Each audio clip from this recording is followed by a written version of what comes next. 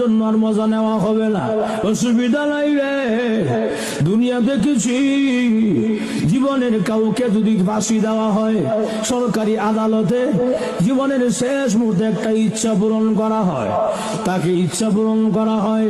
আজরাইল এটা আমার জীবনের শেষ সময়, আমি জানি না আমার এরকম শেষ ইচ্ছাটা পূরণ হবে কিনা। আমার ইচ্ছাটা হইল আমি এখন যা আমার গামছাটা জমিনে বিছাইয়া দিলাম, আমার এখন ওযু আছে, আমি 2 রাকাত নামাজে এখন দাঁড়াইয়া যাব। তবে আমার ইচ্ছা হইল প্রথম রাকাতে আমার গায়ে তুমি হাত দিও না, দ্বিতীয় রাকাতের প্রথম সেজদা আমার গায়ে তুমি হাত দিও না। আজরাইল দ্বিতীয় রাকাতের দ্বিতীয় সেজদা যখন যাব, মেহেরবানি করে তুমি আমাকে মহান আল্লাহর কাছে পৌঁছায়া দিও।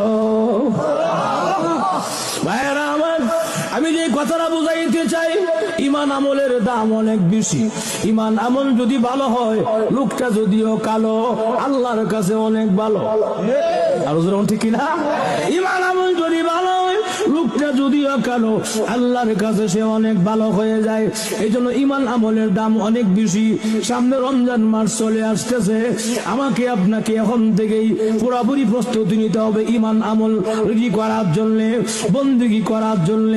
ওই ব্যক্তি বুদ্ধিমান তো ওই ব্যক্তি যা আখিরাতের কথা চিন্তা করে নেক আমল জমায়। আমার পাঠকৃত হাদিসে আল্লাহর রাসূল বলেন, আল কাইয়িসু মান দা'আলা নাফসাহু ওয়া আমিলা লিমা বাদাল মাউত। ওই ব্যক্তি সবচেয়ে প্রকৃত জ্ঞানী যে ব্যক্তি নাকি আখিরাতের কথা চিন্তা করে নেক আমল